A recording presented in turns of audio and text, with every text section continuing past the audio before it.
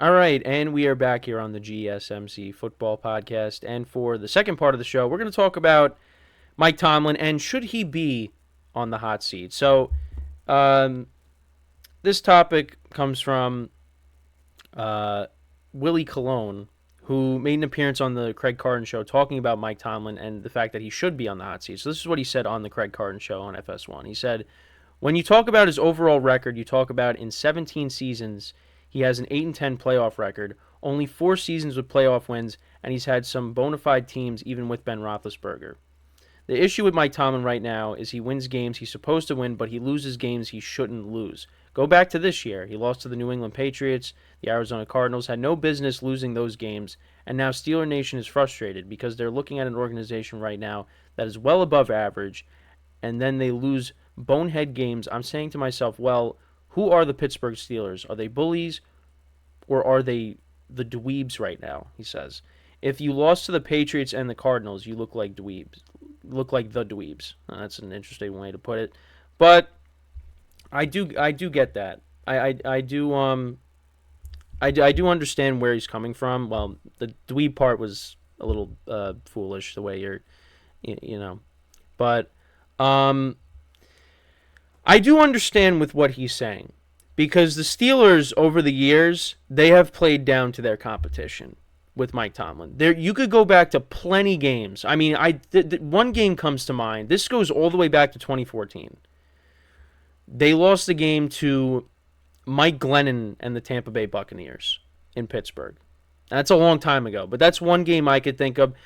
There's plenty of games. I mean, look at the playoff games. You go back to 2017 against the Jacksonville Jaguars. I mean, the Jaguars put up, well, not the offense, because there was a defensive touchdown in that game as well. The final score of that game was 45-42. Blake Bortles. Now, Blake Bortles had a good postseason, but, I mean, you let the Jaguars come into Pittsburgh, and you let Blake Bortles just do whatever he wanted against your defense. Steelers were not prepared. Now, many people are saying the Steelers are looking towards playing the Patriots in the championship game. And in the comments, one and done all the time. Absolutely. Yeah, that's really what's happened. The last time they won a playoff game was the 2016-2017 playoffs. That was in Arrowhead against Alex Smith and the Kansas City Chiefs. They won 18-10, and Chris Boswell kicked 6 field goals. You know, it's been a long time. It's been a long time. And I agree. The Steelers have played down to their competition a lot. And those games against the Cardinals, who weren't very good last year, although they started, but with Kyler Murray, they started playing well. I mean, they beat the Cowboys earlier in the season.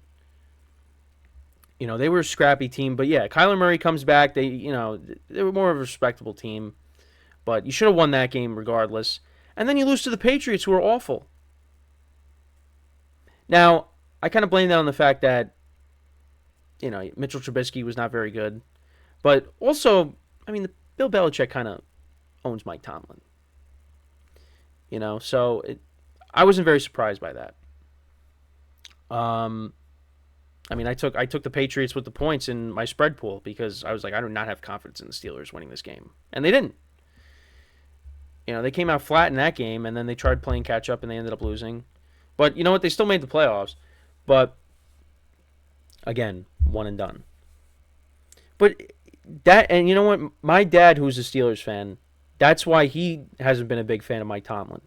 Because the fact that they played down to their competition. Like I said, there are plenty of games you could look at and say, the Steelers should have won that game. How do you lose that game? You go back to 2018 when they missed the playoffs. They got swept by the AFC West. You lost to the Raiders that year, who were not good at all. The Broncos, they were kind of like, they finished around 500 that year, but they weren't that good. You lost to them. And that made all the difference because you barely missed the playoffs. I mean, again, I'm just naming a few examples. I could go back to a lot of these years that Tomlin's been the coach and say they should have won that game, they should have won that game, they should have won that game. But you know what? It happens. What's the NFL's best rival games? It's not that many to be real. No, I mean, I used to, when the Giants were good, and they actually used to, beat the Cowboys in Dallas. It's not like that anymore. I mean, I think the best rivalries, come from the AFC North, because you look at the Steelers. Yeah, they're not, like, offensively they struggled last year, but they did beat. I know they beat the Ravens the last game of the regular season when the Ravens sat their starters, but they still, they still kind of own the Ravens a little bit. Despite the Ravens, you look at them, they should be the better team, but the Steelers still somehow find a way to beat them. But yeah, so again, back to the Mike Tomlin stuff. I think this is a big year. I mean, the Steelers have made moves that you would have expected. I mean, they moved off of Kenny Pickett. In the comments, 3 straight years in the AFC Championship game. The AFC North is It's a good. That shows you it's a good division. And who have been those two teams that have made appearances? The Bengals and the Ravens, who I believe are the top 2 teams in that division, which I think most people would agree with that. But yeah, should Mike Tomlin win the North and you're in the AFC Championship game? I guess that's how it's been recently. Yeah, I guess you're right. So if the Steelers win it, that means they're going to the championship game. I think Mike Tomlin should be on the hot seat because the Steelers this offseason they did things a little different. They moved off of Kenny Pickett. They brought in. They have a completely different quarterback room. So and they made changes mid-season. They let go of Matt Canada. And now Arthur Smith is the full-time offensive coordinator. So, I think Mike's seat could be warm. Yeah, I mean, there's got to be something. It's got to be something because they need to do something. If Mike Tomlin and the Steelers, if they don't win a playoff game, if they don't make a playoff run, or if they miss out on the playoffs, I think you might have to make a change. Now, there was talk that maybe they do make a change because after the Steelers lost those 2 games to the Patriots and the Cardinals, there was talk like maybe Mike Tomlin should, maybe Mike Tomlin is on the hot seat. But then they righted the ship and, Mason Rudolph came in. They won those final few games. They made the playoffs, but once again, one and done. Just Alex comments, can you shout out my friend Smudge? What's going on, Smudge? Anyways, but yeah, it's been a lot of one and dones, or just not even make the playoffs. And, it's going to be tough for the Steelers because, like we talked about before, they play in a gauntlet of a division. But the funny thing is, now context does matter, but they did sweep the Bengals, they swept the Ravens, and they split with the Browns. But context does matter. The 2 Bengals games, no Joe Burrow, both Jake Browning. Same initials, but different guy. The Ravens sat their starters the final week of the regular season. So, did they really go 5-1 against the AFC North? I mean, they did, but without a little bit of help. So, I mean, it's going to be tough. It's going to be tough, and this AFC is loaded. So, and like I said, they're going to be fighting for a wild card spot. That's where I think, that's how they're going to make the playoffs, is through that. But I like what they've done this offseason. Signing Patrick Queen I thought was a good signing. Improve the linebacker position. You address the offensive line. I think you did upgrade at quarterback to an extent. But is it going to be enough? Because, you're not getting the Russell Wilson from Seattle. You're getting the Russell Wilson from Denver. Now Russ has been, a couple years removed from, Seattle. He's not the same quarterback. Now, that doesn't mean he can't come in and produce. I think you're going to see something similar to his second year in Denver. Now, if he turns back the clock and he's the Russell Wilson from Seattle, well, that changes a lot of things. But I don't think you're going to get that. I still think the Steelers are going to be, a decent team.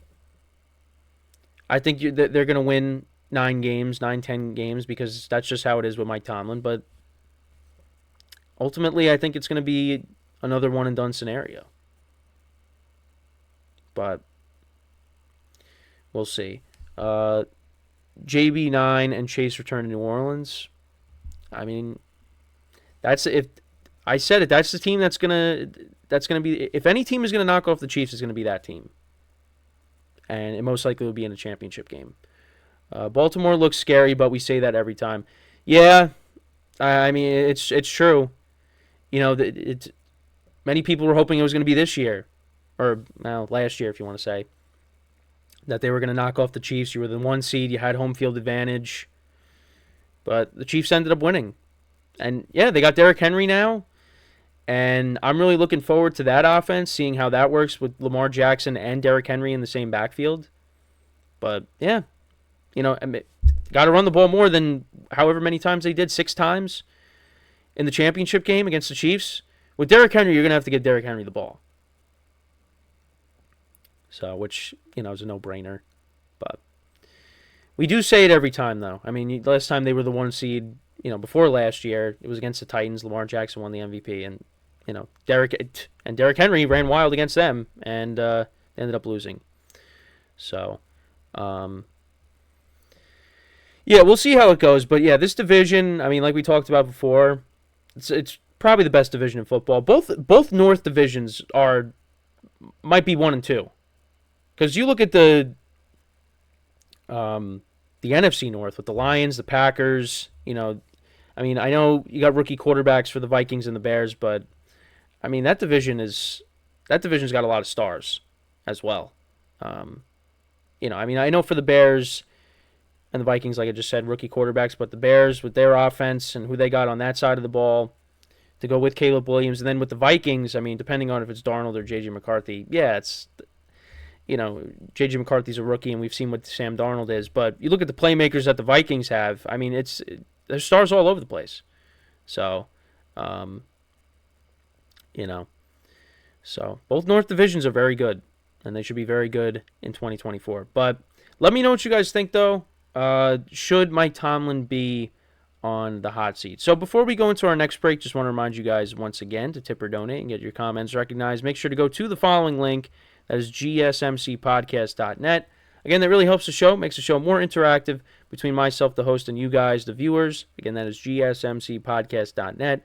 And as always, it is displayed on the ticker at the bottom of the show segment down below. So when we come back from our second break of the show, we are going to talk about Kirk Cousins and the Falcons, his reasoning behind leaving the Vikings, and why, it's a little bit of a problem, since the Falcons did what they did with their first pick in the draft, taking Michael Penix. So we'll get into that when we come back from our second break of the show. So stick around, and we'll be right back here on the GSMC Football Podcast.